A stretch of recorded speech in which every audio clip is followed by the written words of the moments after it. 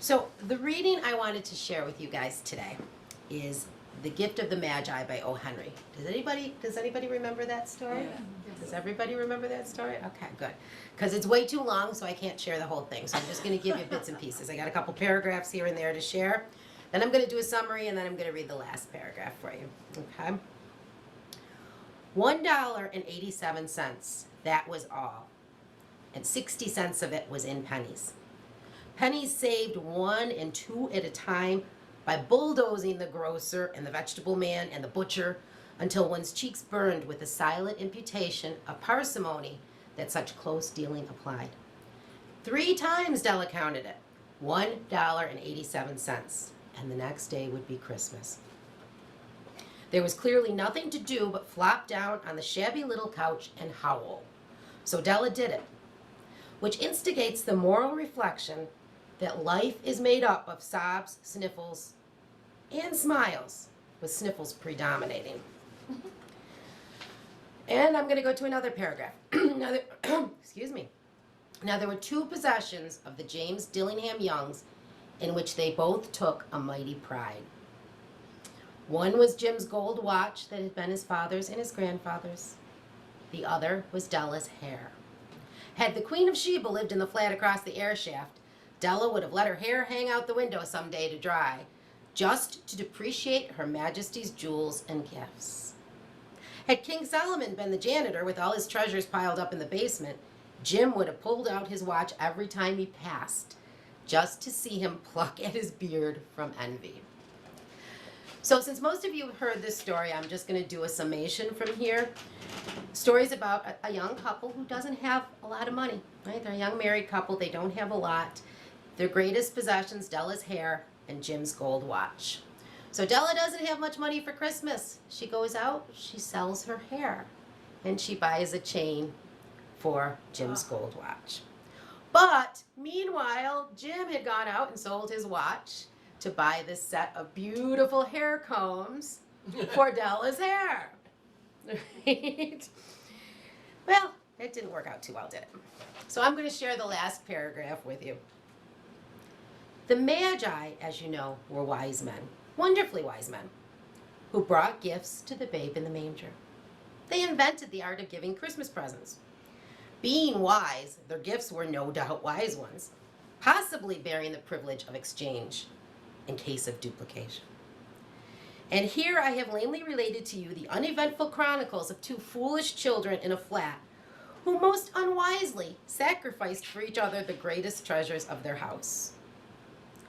But in a last word to the wise of these days, let it be said that of all who give gifts, these 2 were the wisest. Of all who give and receive gifts such as they are the wisest. Everywhere they are the wisest. They are the Magi. So that was The Gift of the Magi by O. Henry. And as a child, when I first heard this story, I really thought it was so sad.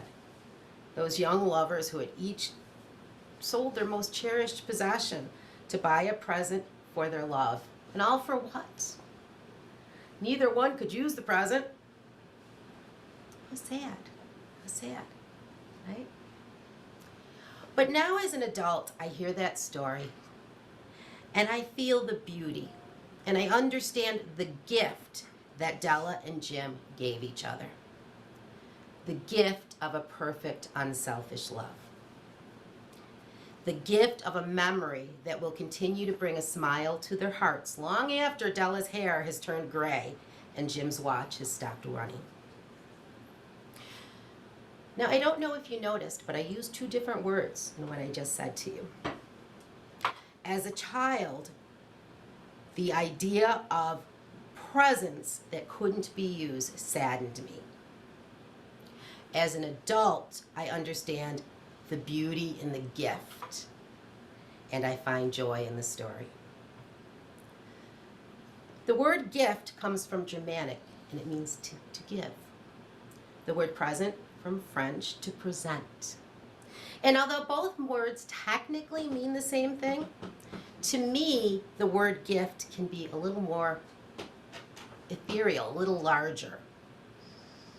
it's a little bit more than just the present that's being gifted, right?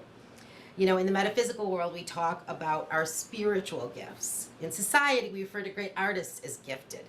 So a gift can't always be quantified or measured. It's a little bit bigger than what's underneath the wrapping paper. So because this is our ISD Christmas celebration, we wanted this homily to be one where people get a chance to share their stories about their most memorable Christmas presents, Christmas gifts, whatever stories you've got to share. So you don't have to listen to me for too much longer. But as a homilist, I'm supposed to start. And honestly, I got a little panicked as I tried to rack my brain to remember a favorite present. You know, Christmas in my house was one of my mother's favorite holidays, and it was always really special. And I remember as a child, you know, just piles of wrapping paper, decorations, plates of cookies. I was kind of spoiled, but I wasn't sure if I remembered any specific presents. So immediately visions of the first makeup, digging it out from my Christmas stocking, that was really exciting. Or my first high heels that grandma had to override mom to get me, right? I'm like, oh yeah, that's cool. The same grandma bought me my first tarot deck and I for Christmas, and I was like, what the hell am I supposed to do with this? I don't know. They seemed like the only kind of presents that I remembered. And as a child, they were really important to me. But as an adult composing this homily, they didn't seem to really encompass the idea of a gift. And then I looked up at my living room wall and I had my answer. So my husband, Ken, he was pretty predictable when it came to Christmas presents. He was a movie buff. So everybody always got DVDs for Christmas, everybody. And it didn't matter how many times you told him you didn't want DVDs, you didn't have time to watch DVDs, you really liked to watch television. You know, he has very carefully picked them for each specific person, but everybody got DVDs. And as his wife, I always got this huge collection of Bath and Body Works. Every scent you could think of.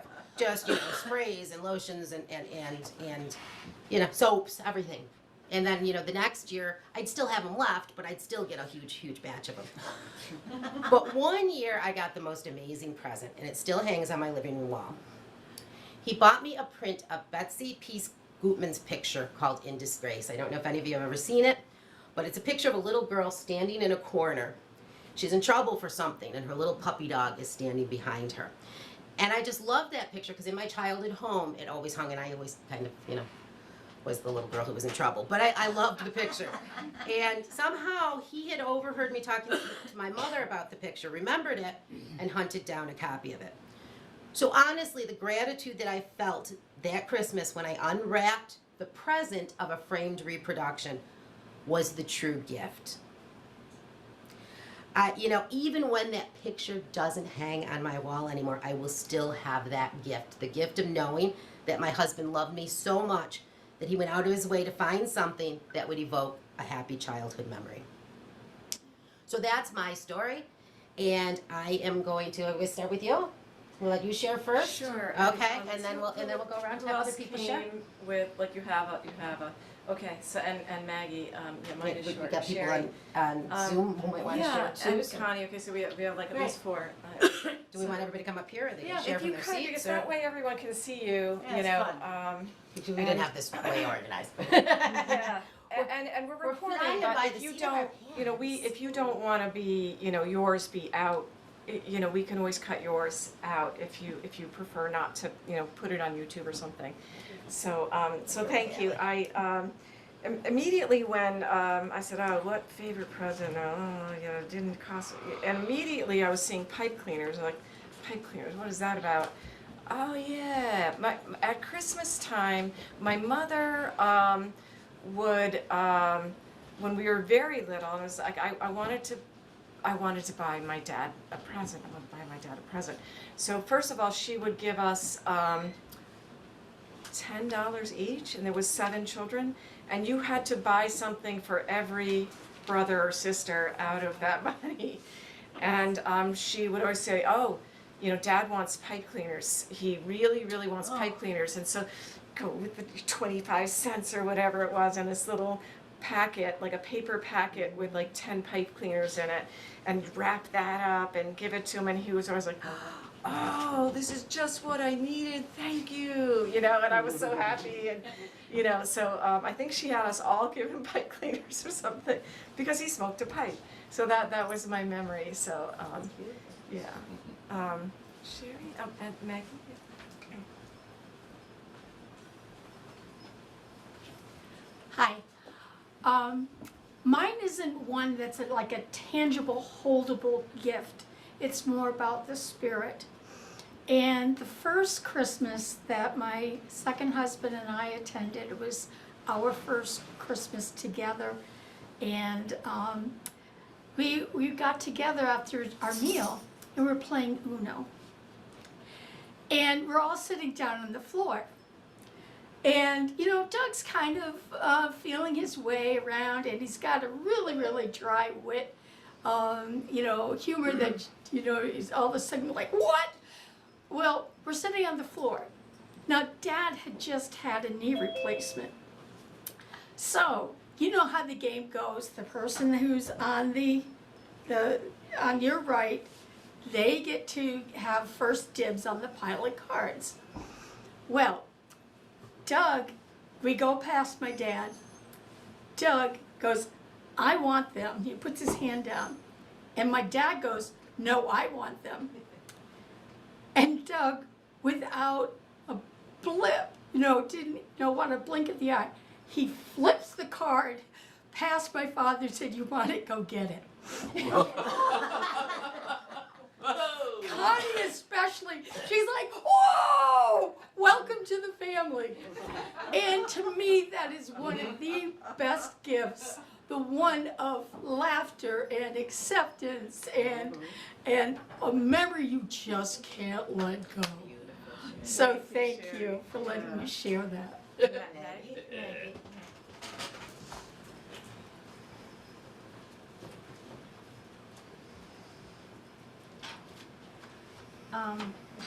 My memory is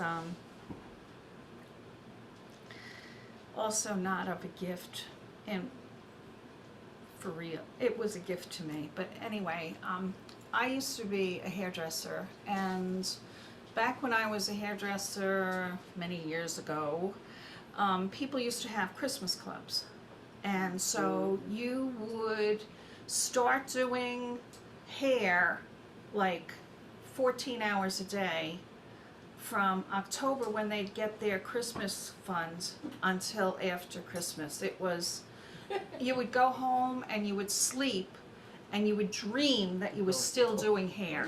I mean, it was a nightmare. It was an absolute nightmare. And I had to work Christmas Eve, and I was coming home, and we had these huge doors that I lived in a carriage house that was 18 by 18, but the doors were like 12 feet high. And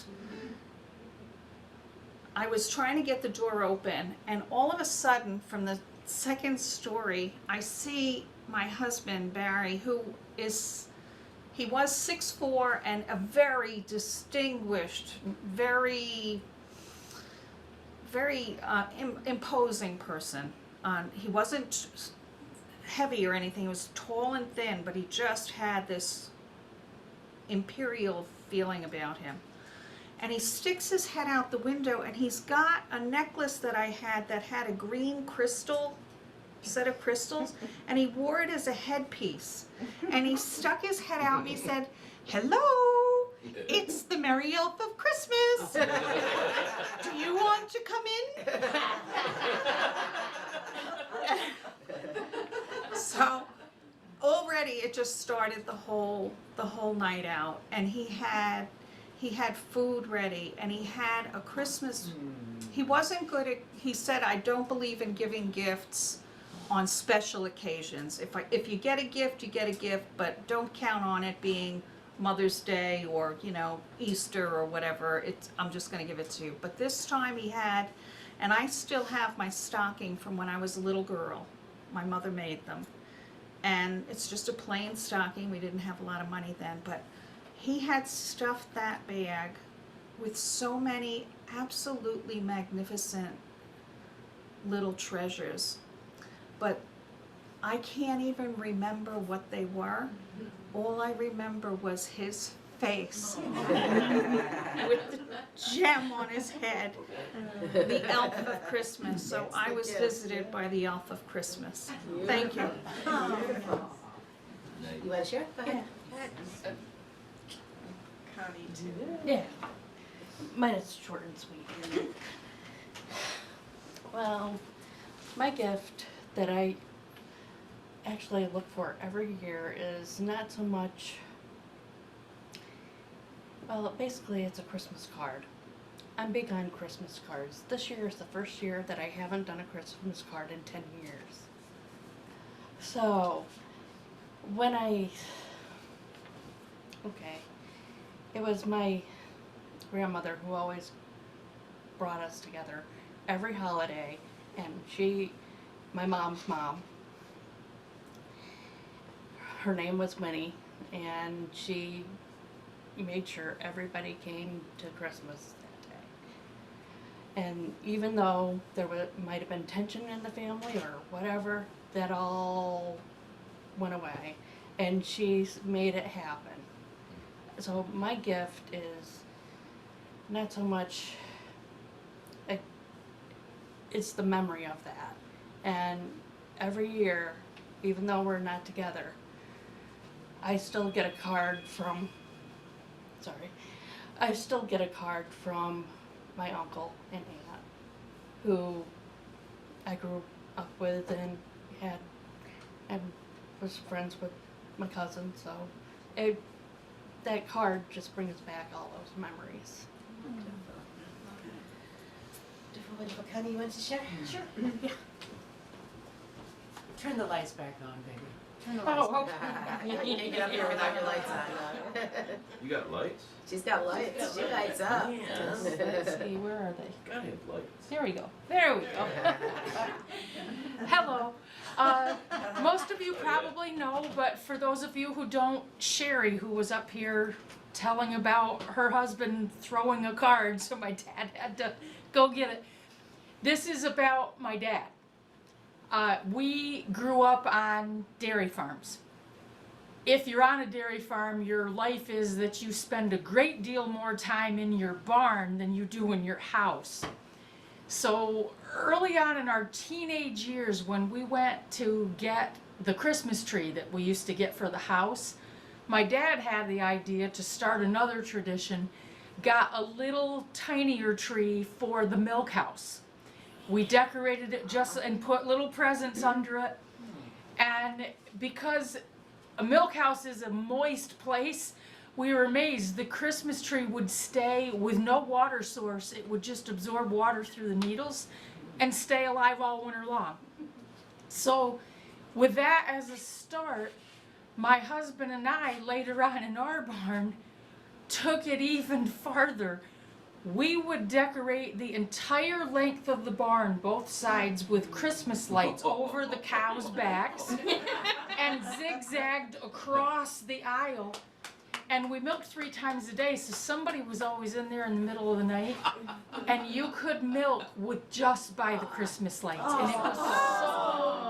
And it was so peaceful. Oh, wow. The point I think I want to make is decorate your life where you are. If it's in the barn, that's where you put the Christmas presents. You know, apply that concept to your own life. Decorate your own life in some really lovely, memorable way. Merry Christmas. That was a gift too. Anybody else like to share? Anybody else want to come up and share? Anybody? Anybody on Zoom?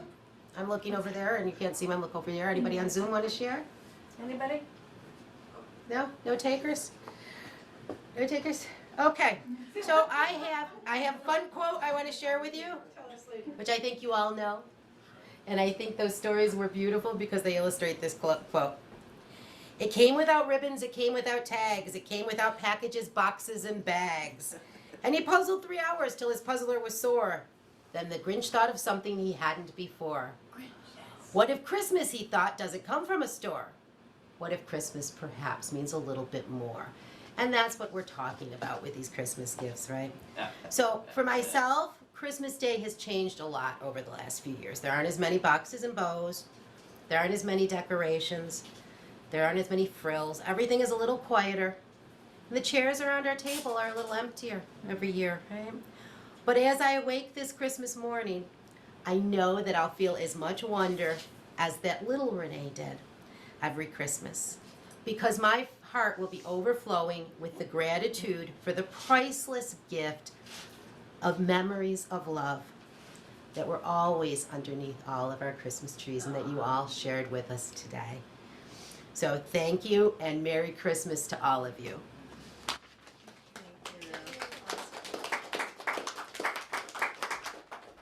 Wow, beautifully done. Thank you, Reverend Renee. And Keep recording. we can stop recording.